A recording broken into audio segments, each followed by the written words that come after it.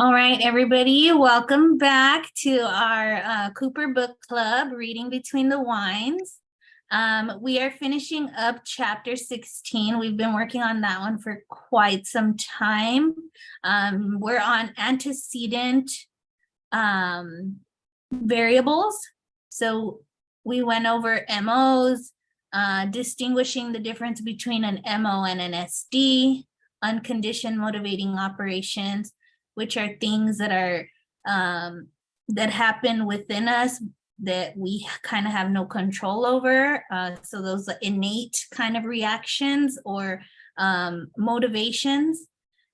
And then using MOs for punishment, the effects of MOs, and then we went into CMOs and learned all the difference between all of those. So we're going to be ending on relevance of MOs, to the generality of treatment effects, the relevance of MOs to ABA.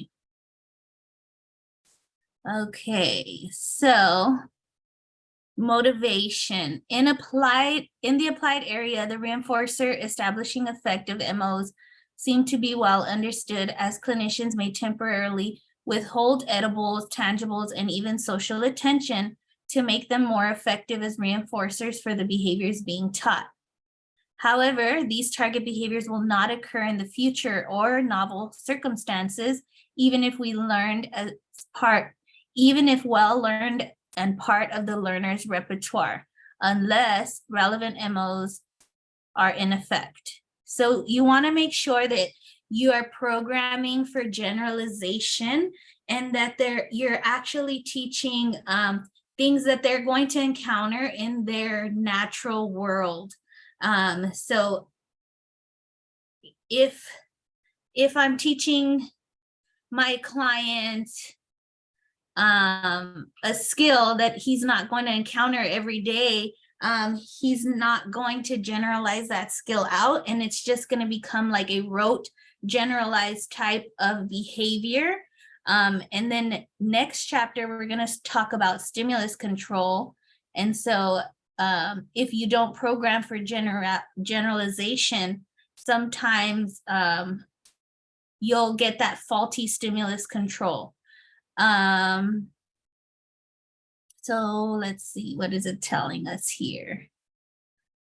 They have shown that after teaching 3 children diagnosed with autism to man for preferred items and testing for generalization across settings, the newly acquired mans occurred almost exclusively when items had been restricted prior to the session and seldom occurred when participants could access the items prior to session. These results show that even if well established, a behavior might not occur in the future in a new setting if the MO is absent. Thus, it is possible that generalization and maintenance failures are not the only function of novel generalization stimuli being dissimilar to those present during training, but also due to different MOs. So you always want to be really careful because other things can start to gain that stimulus control.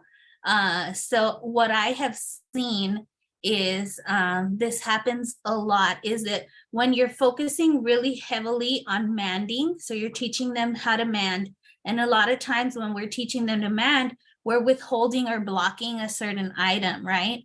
So you're maybe you have your hand over the green crayon and you're teaching him to say, I want green. So you got to be really careful that the motivation is actually for the green crayon, and that he's not just learning that whenever she withholds something, she wants me to say, I want, because then people will withhold reinforcers for a different target, like tacting. You're like, what are you doing? And they say, I want coloring, because they're coloring or something like that. So you just have to be really careful with the MOs and make sure that we're programming for generalization. Okay. The relevance of MOs in ABA. So we use motivating operations for everything. You manipulate that MO to get different results.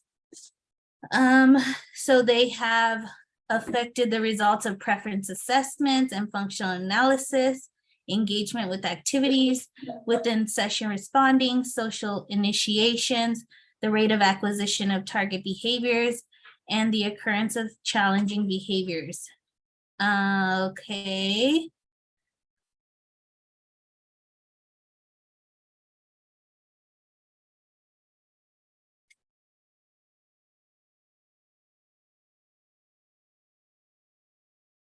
So MOs have been shown to directly affect the rate of acquisition of novel behaviors reinforced with primary conditioned or generalized reinforcers, as well as the frequency of behaviors that have already been acquired.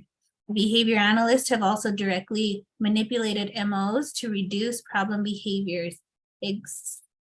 Example in this article, which is cool that we could click on the link, but we'll do that later. And teaching new skills. Research on MO falls within three broad categories previously described by Iwata, Smith, and Michael, demonstrating the effects of MOs on behavior, using MOs to clarify assessment results, and manipulating MOs to increase or decrease behavior. So we are using these MOs in everything that we do, all things ABA, because they have such a heavy influence on our behavior. Another thing that I always tell people is, why do you think that we teach children with autism how to mand before we teach them how to tact? Why is that going to be our first focus? Does anybody know? In order to meet a primary need? Yeah, sure. Because of the MO, right? Because of the motivation. Because the manding is controlled by the MO. Yes, exactly. So because manding is so heavily focused on motivation, they're going to be more likely to engage in whatever that behavior is because they want whatever it is that you have. So that's why we focus so heavy on manding first, because motivation has such a big part or such a heavy influence on our behavior. So that's how come we teach them to mand first versus a typical child. They learn how to tact first and then they learn how to mand later. But with us, we have to figure out different ways because we know our friends learn differently. So why not start with the most important and most heavily wanted or unwanted thing, which is going to be manding that comes from motivation. I liked this example. I'm going to read it to you guys because it had everything. It had the CMOT, CMOS, and CMOR in this example. So, okay, so talking about Mexican food. So we see that food deprivation as a UMO. So food deprivation is going to be your uncontrolled motivating operation, or more specifically, not having had Mexican food for some time. So I can relate to this, you guys, because I am a Mexican and I grew up in the border, and Mexican food is not the same in Houston as it is in El Paso. So I have these moments where it's like I'm deprived of real authentic Mexican food. So that's your uncontrolled motivating operation. So deprived of food, Mexican food, increases Mexican food as a reinforcer.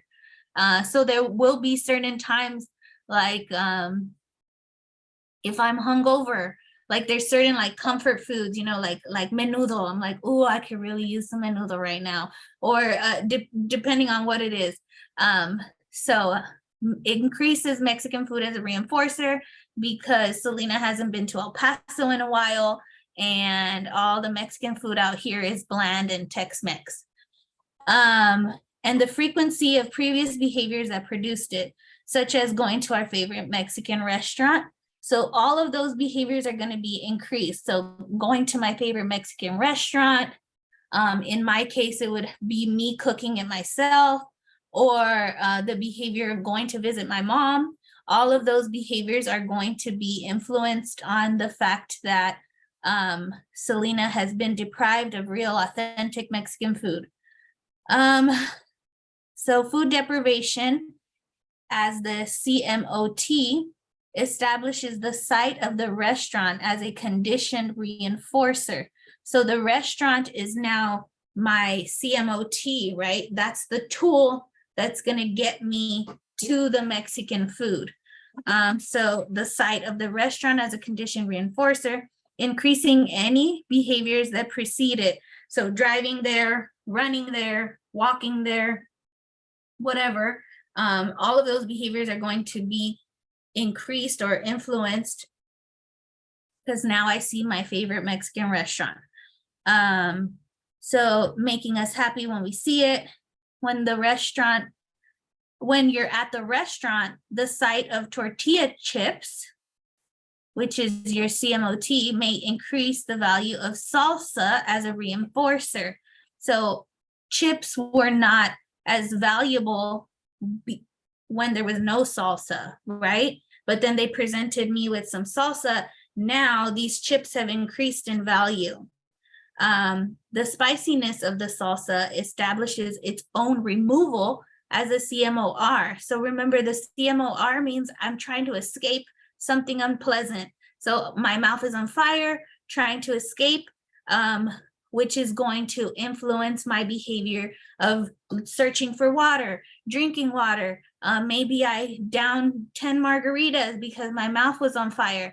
So the restaurants are using all of these motivators as ways to get you to buy more margaritas, because they're like, oh, let's give them some spicy salsa, and now that's going to be their CMOR to drink more margaritas to escape that spicy taste in your mouth. So when the chips are gone, your CMOT, we call the waiter to bring us more. So your waiter is also going to be that CMOT. He's the tool. He's the one who's going to get me access to more chips. The fact that the chips are gone, now I need waiter. And so I just love this example because they gave us everything all in one. And even if we've already eaten, the site of the restaurant alone, the CMOS, may get us to eat more. Given the ambiguity of motivational variables in our lives and completely understanding of human behavior demands an analysis of critical roles of MOs.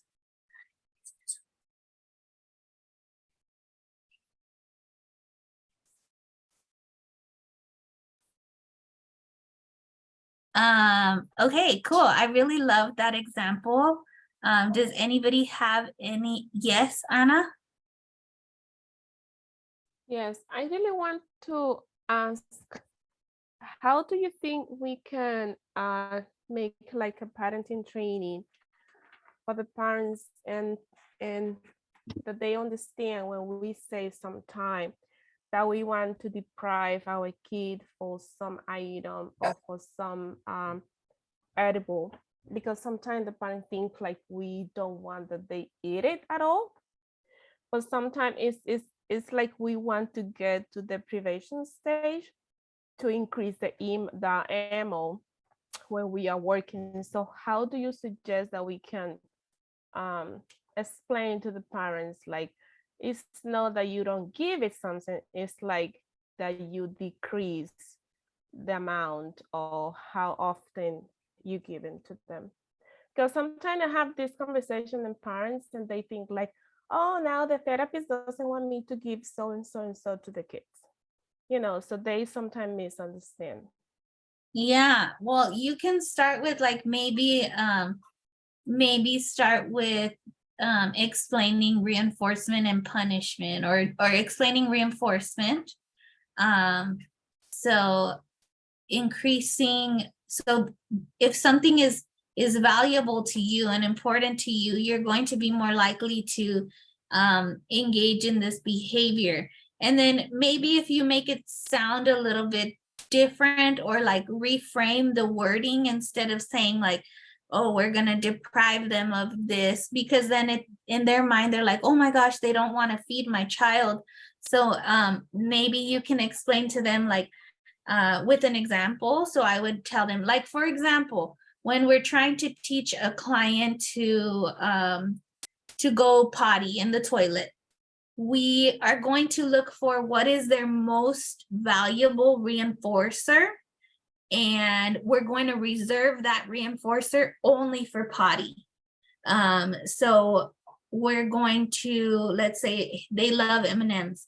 Okay, cool. Well, we're going to make sure that everybody is on the same page, and that nobody gives them an M&M unless he requests or unless he voids in the toilet.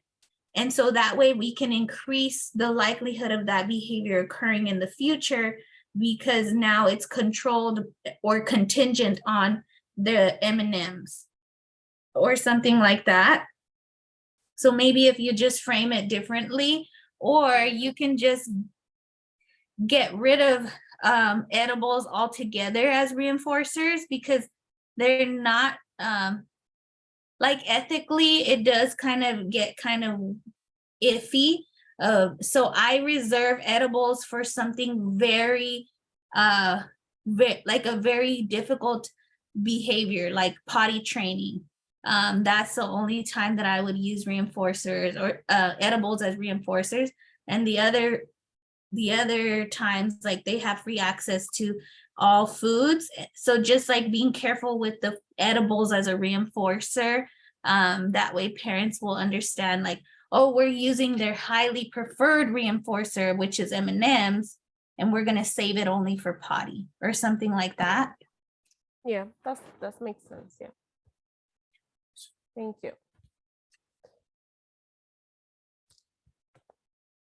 Very down. Okay, awesome. So I think that's it for motivating operations, and we finally finished chapter 16. Yay! Anybody have any questions on UMOs, CMOs, all of that?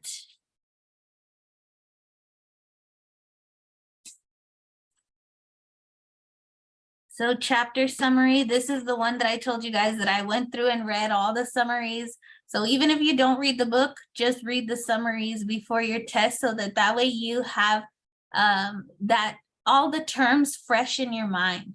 Because I remember when I was taking the exam, I would see some things and I'm like, I'm not really sure, but I remember just reading about that term. So maybe, like it helped me a little bit, because I had just read all of this from Cooper, the new Cooper, which is what a lot of the exam is on. Maybe, we don't know, right? But okay, so chapter 17, going into stimulus control. This one is a fun chapter. So it's gonna go over some foundations. So we're in the B task list, defining and providing examples of stimulus and stimulus class, define and provide examples of stimulus control, define and provide examples of discrimination, generalization, and maintenance.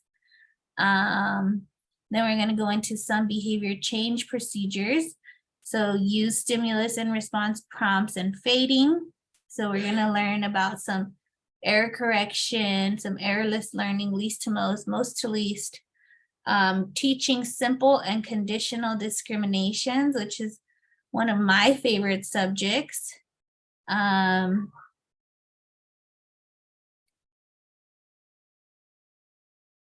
Okay, let's do it.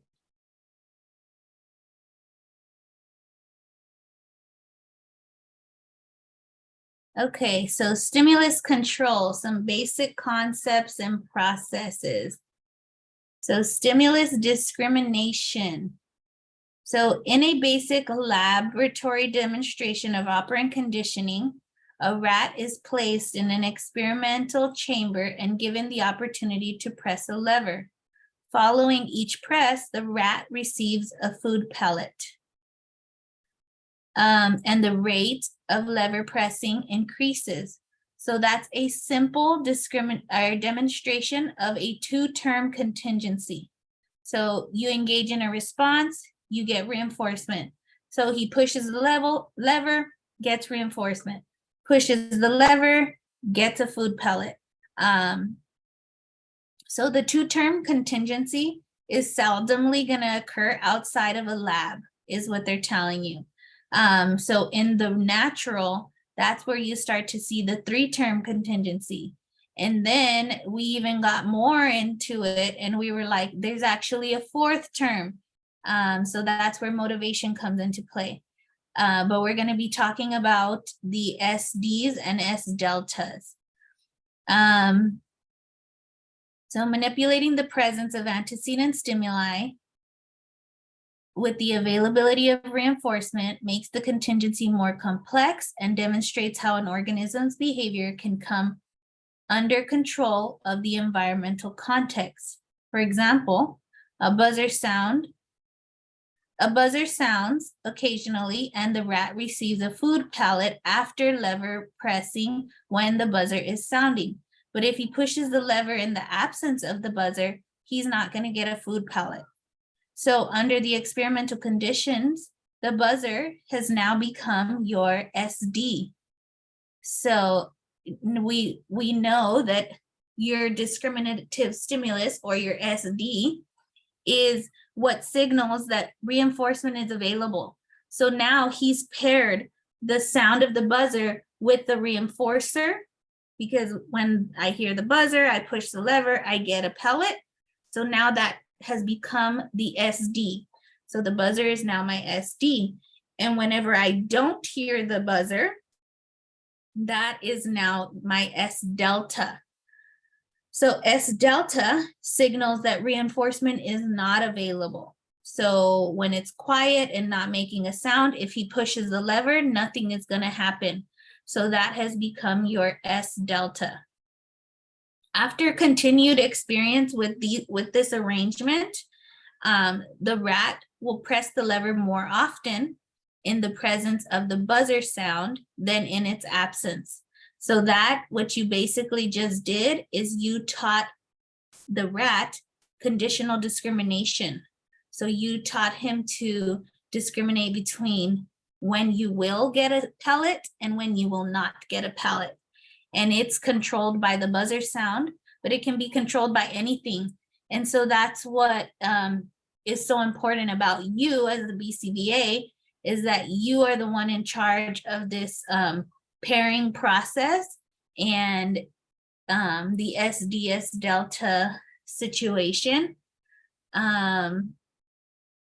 Okay, so three-term contingency, we know we have SD, response, and then reinforcement. Behaviors that occur more often in the presence of an SD than in the absence is said to be under stimulus control. So I always give everybody the example of my keys. So they're like the keys to get into my house. One is, they're the same brand, so they both go in the hole, but one is for my house and one is for my mom's house.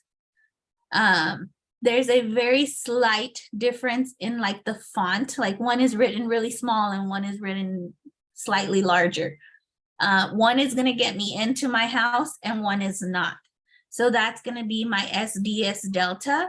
So I'm going to have to learn to discriminate between those different fonts, which one's going to get me into my house, so which one's going to get me to reinforcement and which one is not. Even though sometimes it's dark and I use them both until I figure out which one works.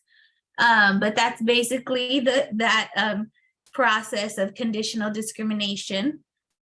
Anybody have any questions or have an example that they could give for a SDS delta situation? And you can create these situations for multiple different scenarios, and that will help you to understand or to break down mock questions. Does anybody want to try?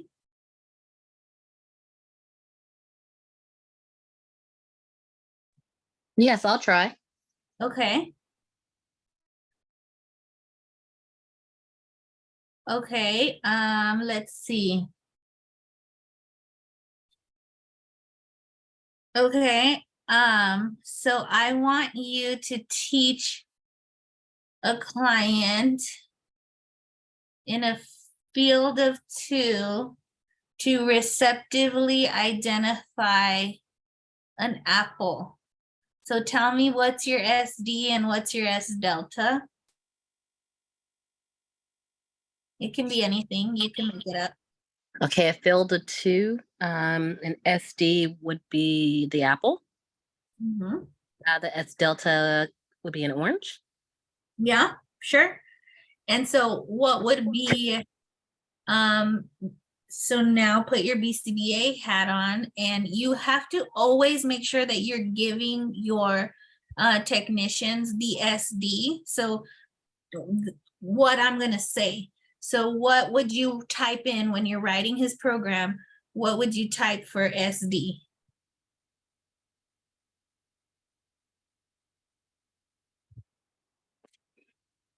What would I type? I wouldn't type an apple for SD. Yeah, you would say, so since he's receptively identifying, which Oh, means that he has to like touch, find. he has to point to the apple, Yep, so and SD would if he be, the SD would be. Oh, this is hard. Sorry. no, You it's just good. say it. You just say it. Yeah, Oh, okay. So yeah, you did, you just said it. So your Point to SD, the apple. point, You just say it. point to apple. Yeah. So that's your SD. And so he's gonna start to conditionally discriminate that when that lady says point to apple and I touch the apple, I get a high five or I get social praise. So yes, your SD is the one that signals that reinforcement is available. right. Yeah, you did it. Oh, I did. Okay, thank you. Yes, and so another thing that you want to take into consideration when you do become a BCBA and you start writing programs and stuff like that is making sure, like, am I teaching them a specific SD, or am I teaching them for generalization? So in that situation, let's say he's a new learner, he's a baby, and he just started ABA, and if I told my technicians, use any SD, then they would overwhelm him and he would possibly not understand if they're like, touch apple, give me apple, point to apple, where's apple? So all of those, you would basically be programming for generalization, but your young learner, he's not there yet.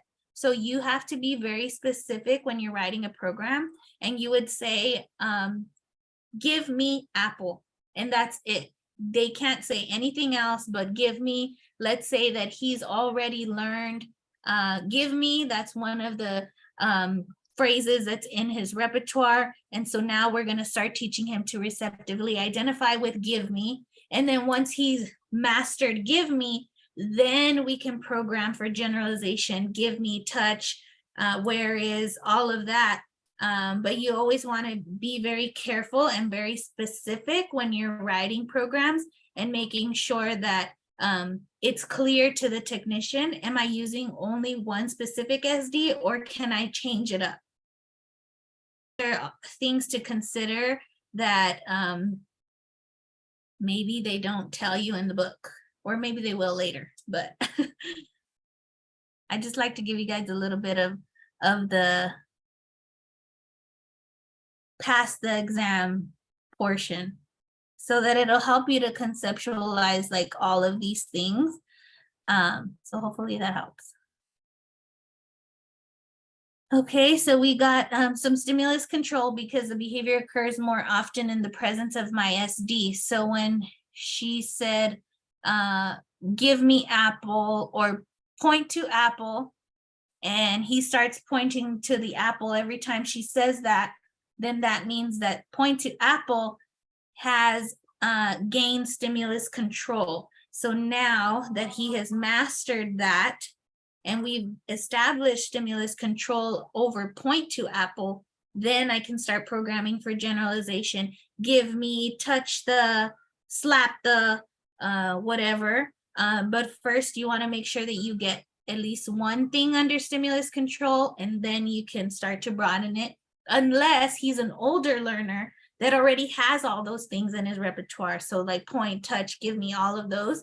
So then you could program and train a little bit more loosely for somebody who already knows all of those other skills.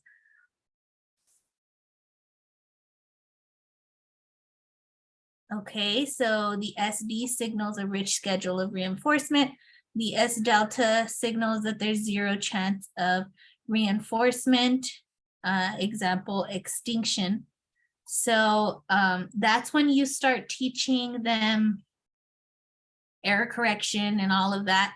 And so when I'm writing my program, I'm very specific to my technicians that I tell them correct response equals client touches the apple in the presence of your SD touch apple.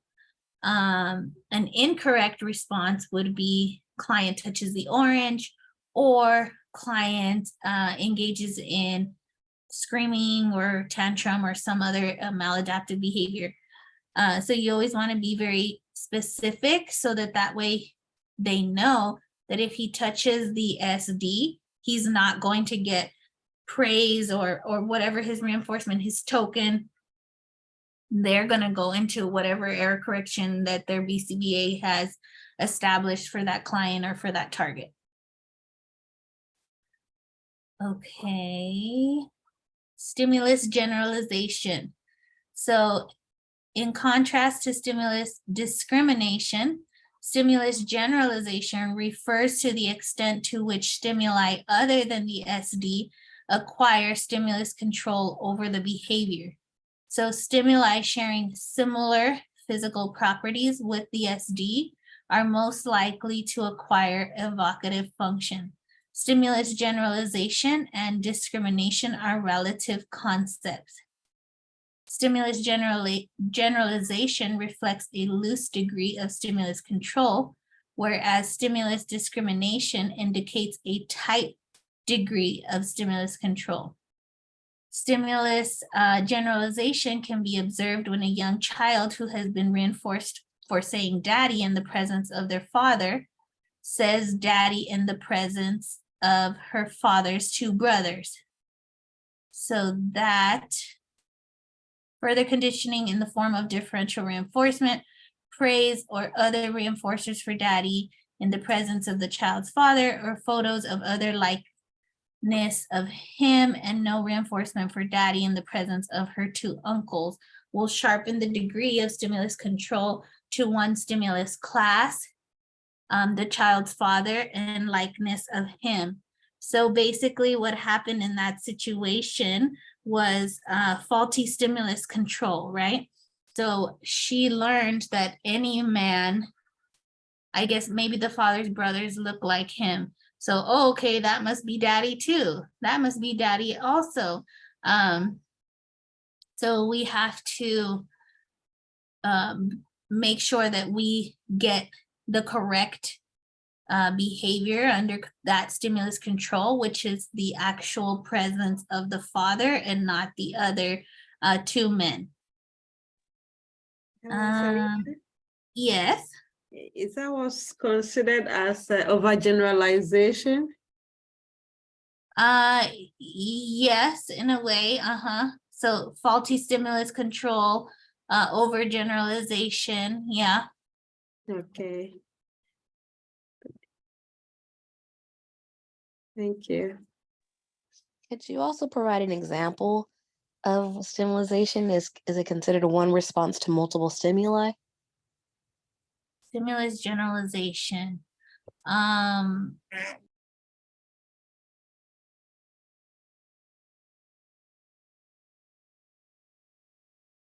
don't want to say the wrong thing, but I know I have like the example in my notes. So Uh, stimulus generalization is basically like,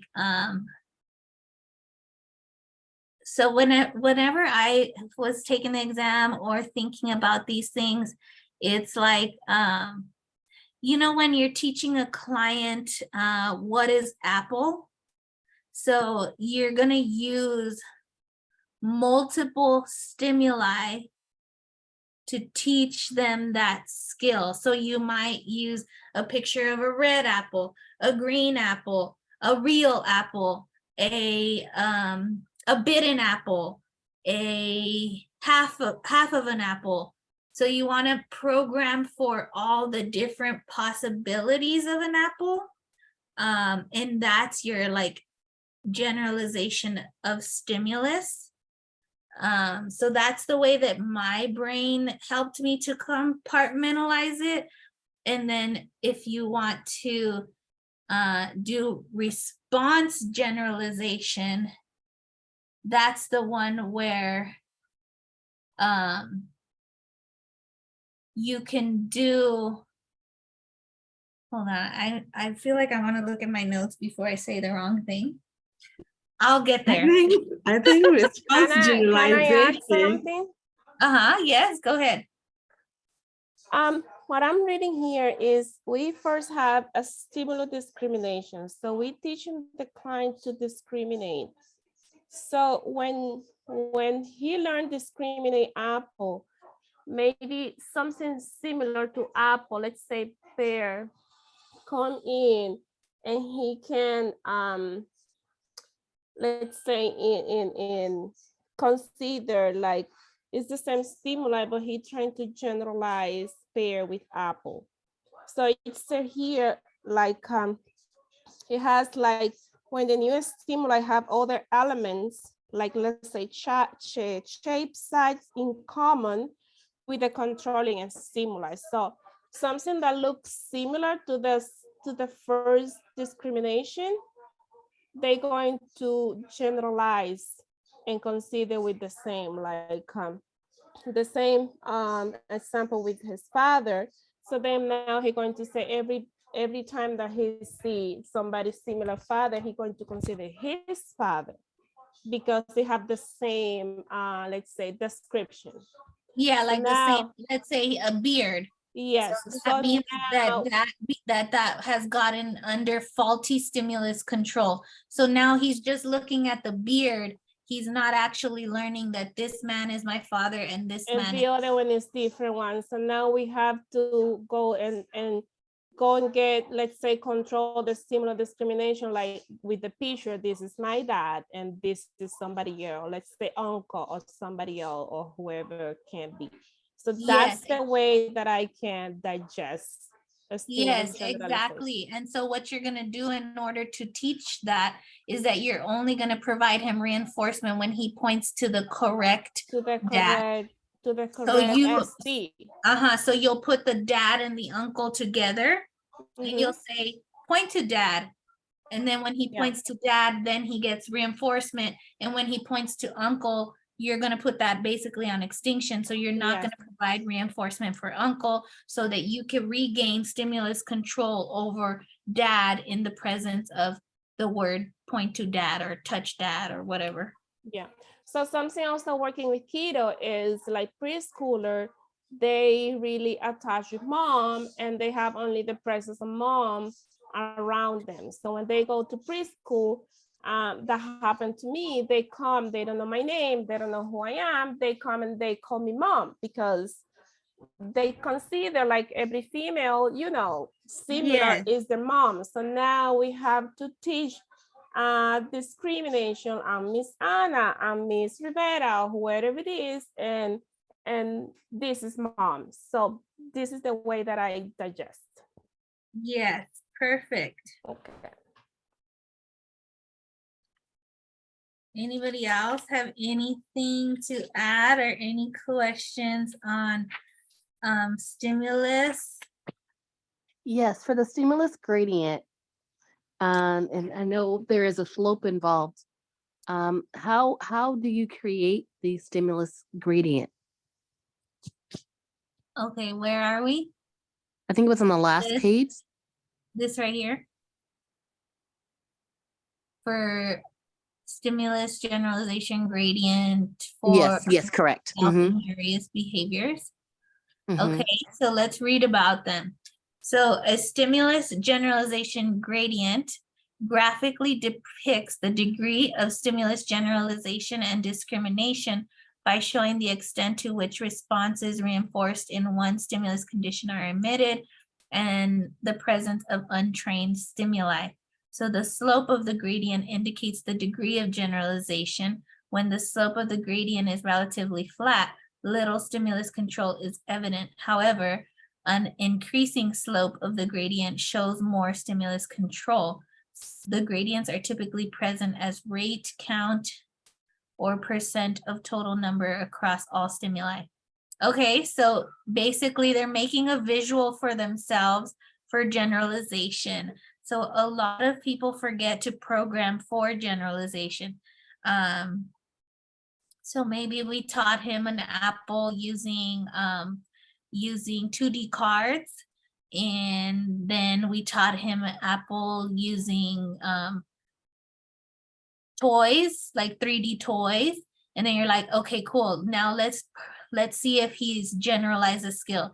So we taught him with a couple different ones. Now we're gonna start testing random stimuli. So random apples, real apple, bitten apple, a green apple, a sliced up apple. And so that's what they're creating in this gradient is their graphic because we are analysts, right? And we love to graphically design everything so that we can visualize it that way.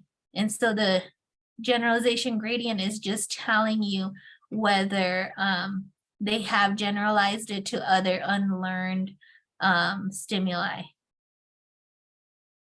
I don't know if that helped. Thank you. I have never actually done that like graphically, but that would be kind of cool to do. So like teach them what an apple is in using a couple different stimuli. And then once those have been truly mastered, then going and just testing, kind of like probing out random other things and seeing if they still respond correctly. Or if it's just all over the place and it's like, okay, maybe they just memorized certain stimuli. And that's another reason why you want to make sure that if you're throwing in one program, that you are programming other things in that same, what am I trying to say? Like, let's say I'm trying to get him to receptively identify things. Make sure that you're opening receptive ID apple and orange and banana and not just apple, because you might be accidentally training, let's say 0.2 apple. So now every time you say 0.2, they just are touching an apple.